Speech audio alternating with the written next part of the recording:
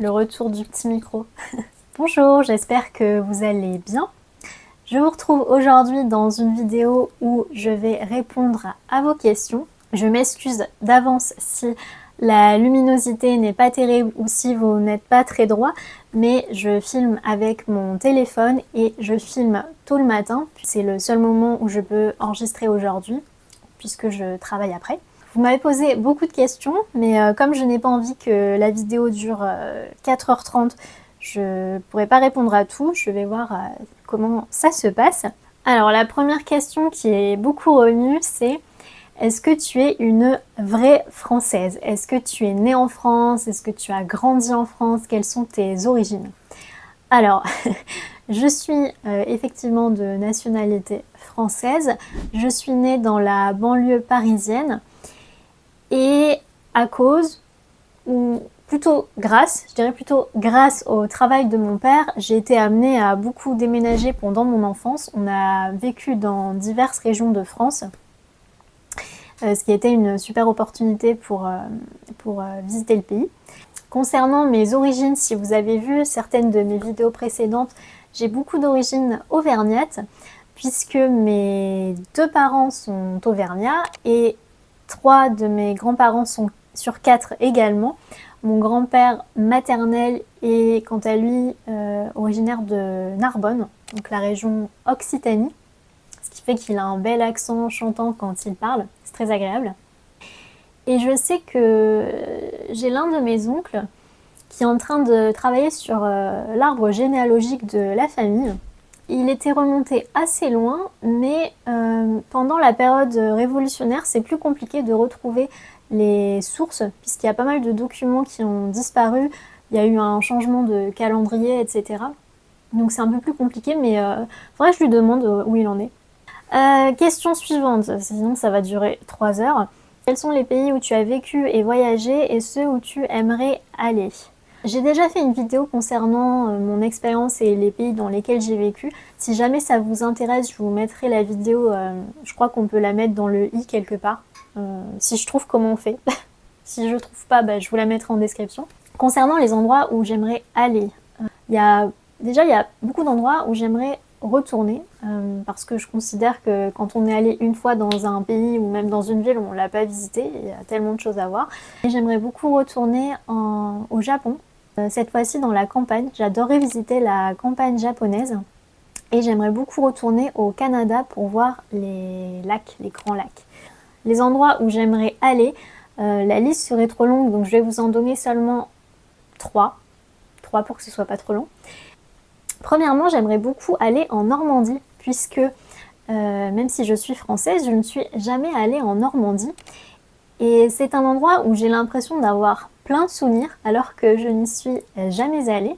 En fait, mon père, quand il était plus jeune, l'un des premiers emplois qu'il a exercé était situé en Normandie. À cette période, il commençait à sortir avec ma mère et elle m'a expliqué qu'une fois, elle était allée lui rendre visite pendant quelques jours et pour lui faire plaisir, elle a voulu nettoyer toute la maison de fond en comble.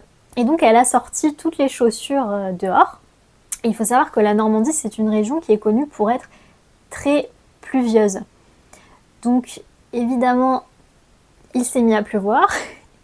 Et toutes les chaussures de mon père ont été complètement noyées. Et elles ont mis 3 jours à sécher devant la cheminée. Et donc ouais, j'ai plein d'anecdotes de cet endroit, ce qui fait que j'ai l'impression de le connaître alors que pas du tout. Mais un jour j'irai. Un jour j'irai en Normandie voir le village aux chaussures mouillées. Ensuite, j'aimerais beaucoup faire le chemin de Saint-Jacques-de-Compostelle parce que j'adore faire des randonnées. Donc marcher des heures pendant plusieurs jours, c'est quelque chose qui me plairait énormément. Et voir ces magnifiques paysages, ouais, ça j'aimerais bien le faire aussi. Troisième endroit où j'aimerais beaucoup aller, c'est l'Argentine, puisque je ne connais pas du tout l'Amérique du Sud. Et j'adorais voir les paysages, les glaciers, les montagnes, ça a l'air absolument sublime. Mais pour aller en Argentine, il faut parler espagnol, ce qui me fait une excellente transition pour vous parler de Lingoda. Lingoda qui m'a gentiment proposé de sponsoriser cette vidéo. Lingoda, je vous en ai déjà parlé dans une vidéo précédente, c'est une école de langue en ligne qui propose l'apprentissage de 6 langues. Je prends des cours d'espagnol avec eux depuis plusieurs mois et mon avis n'a pas changé. Ce que je préfère, c'est vraiment la flexibilité de la plateforme, le fait de pouvoir prendre des cours du jour au lendemain si je le souhaite. Avec mon travail et mon emploi du temps, c'est ce qui me correspond le mieux. Les cours sont donnés par des professeurs de niveau natif, tous très bienveillants. Tous les professeurs que j'ai eus étaient à chaque fois adorables. L'avantage, c'est qu'on est en petit groupe, maximum 5 personnes, donc ça permet de s'exprimer, de participer, ce qui est le moyen le plus rapide pour progresser, pour apprendre une nouvelle langue. Avant et après le cours, vous avez accès à la leçon, donc ça permet de se préparer et de réviser. Et après chaque cours, vous recevez un petit feedback, un petit message de la part du professeur avec vos axes d'amélioration. En ce moment, c'est idéal pour commencer puisqu'ils organisent le Sprint Challenge. Avec ce défi, vous pouvez prendre un cours tous les 2 jours pendant 2 mois, donc 30 heures de cours, et à la fin, vous recevez soit 50% de cashback, donc 50% de remboursement, ou 30 heures de cours gratuites, ou si vous êtes ultra motivé, vous pouvez choisir le Super Sprint Challenge, et là, vous avez un cours tous les jours pendant 2 mois, donc 60 heures de cours au total, et à la fin, vous recevez soit 50% de cashback, ou 60 heures de cours gratuites. Et en passant par le lien que je vous mettrai en description, vous avez jusqu'à 20% de réduction sur le cours. Plus avec le code New Year Adeline, vous avez 20 € en plus de réduction ou équivalent dans votre devise. Donc si vous voulez prendre des bonnes résolutions avant la fin de l'année, n'hésitez pas à aller consulter le lien. C'est une offre qui est valable jusqu'au 13 janvier. Je trouve que c'est super pour se donner un objectif concret et précis. Ça permet vraiment de progresser rapidement. On sait qu'on a cette carotte à la fin, cette récompense à la fin. Donc merci encore une fois à Lingoda de me faire confiance. Question suivante, pain au chocolat ou chocolatine? Ouais, évidemment que c'est pain au chocolat. Je suis désolée si vous entendez mon ventre, j'ai mon ventre qui gargouille. Évidemment que c'est pain au chocolat. Évidemment. Quelles sont les séries françaises que tu recommandes? Je vais vous recommander 3 séries que j'aime beaucoup. La première, c'est Un village français. Si vous me connaissez un peu, vous comprenez pourquoi. J'aime beaucoup les petits villages français. C'est une série qui, comme son nom l'indique, suit la vie d'un village français dans le Jura pendant la Seconde Guerre mondiale. Un village français occupé. Je trouve que c'est une série très chouette. Autre série française que je trouve de grande qualité, c'est Le Bureau des légendes.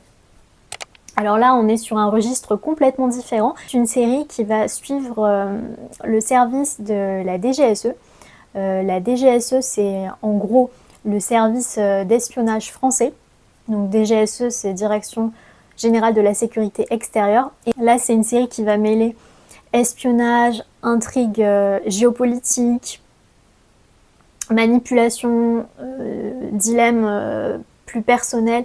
C'est super bien fait, les acteurs jouent très bien et c'est très intéressant. Donc je vous la recommande également. Et la dernière que je voulais vous mentionner, c'est un dessin animé qui s'appelle Il était une fois l'homme. Là, on est sur des épisodes de 20 à 30 minutes. Chaque épisode se concentre sur une période historique, les années folles, les Carolingiens. Voilà, il y a plein d'épisodes, vous pouvez aller voir, c'est disponible d'ailleurs gratuitement sur YouTube si ça vous intéresse. Et c'est très bien fait, même si on est français et adulte, je trouve que c'est une série qui est sous-cotée parce qu'on peut apprendre des trucs. Donc je vous la recommande également, Il était une fois l'homme. Et les séries, je trouve que c'est vraiment un excellent moyen de se motiver à apprendre une langue étrangère. Moi, ce qui m'a motivée à apprendre l'anglais, c'était que je voulais comprendre les blagues de Michael Scott dans The Office. Parce que je trouvais qu'en français, c'était pas drôle. Ma motivation à apprendre l'anglais, c'était comprendre les blagues de Michael Scott. Et vous m'avez aussi posé beaucoup de questions sur le dating à la française, la séduction à la française. Ça m'a fait rire. Évidemment, je ne suis pas coach en séduction, donc j'aurais un petit peu du mal à vous répondre là-dessus. C'est vrai que le système à la française, il est différent du système à l'américaine, puisqu'en France, vous n'avez pas le date 1, date 2, date 3, il n'y a pas de système comme ça. En France, vous avez un rendez-vous, donc en général un premier rendez-vous autour d'un café, un restaurant, un cinéma, peu importe, et c'est plus l'occasion d'apprendre à connaître l'autre personne. Il me semble qu'aux États-Unis, vous avez ce que vous appelez de talk, la conversation, la conversation au bout d'un certain nombre de dates pour officialiser la relation. C'est-à-dire au bout de, j'en sais rien, 3 dates, vous avez le talk pour dire que vous êtes ensemble. En France, c'est pas vraiment ça. En fait, c'est sous-entendu. C'est-à-dire qu'à partir du moment où vous allez en rendez-vous 5 fois avec la même personne, on estime que vous ne voyez que cette personne. Même si les Français ont la réputation d'être assez volages, en général, c'est plutôt comme ça que ça se passe. Voilà, n'hésitez pas à me faire vos retours d'expérience. Vous m'avez posé aussi la question, comment ça se passe pour un rendez-vous? Est-ce qu'il faut faire 50-50 au moment de payer l'addition? Alors là, ce que je vous donne, encore une fois, ce n'est que mon avis, donc c'est purement subjectif. Mais moi, ce que je vous conseillerais, c'est qu'à partir du moment où c'est vous qui proposez à la personne le rendez-vous, c'est vous qui lui proposez d'aller prendre un café ou d'aller manger un morceau, vous devriez proposer de payer l'addition. Et si la personne en retour vous dit bah non, nous on fait 50-50, bah ok, très bien, partagez, mais quand même proposez. Parce que je trouve que ça perd quand même un petit peu de romantisme si vous allez prendre un café et puis vous dites à l'autre personne, bon bah on partage. T'as pas 20 centimes là? Après, faites comme vous le sentez, n'est-ce pas? Si c'est un sujet qui vous intéresse, dites-le moi, on pourra en parler plus longuement. Parce que c'est vrai qu'il n'y a pas de manuel sur ça. Vous avez des manuels de grammaire en français ou de vocabulaire. Mais ça, c'est un petit peu plus flou. Bon, il y a encore beaucoup de questions, mais je pense que cette vidéo est suffisamment longue. Je crois que je vous ai déjà pris assez de temps comme ça. J'espère que ça vous a plu. N'hésitez pas à me soutenir. Non, n'hésitez pas à vous abonner pour me soutenir si vous le souhaitez. Il n'y a pas d'obligation. Sinon, eh bien, je vous souhaite de passer de très belles fêtes de fin d'année. Prenez bien soin de vous et de vos proches. Et à bientôt. Salut!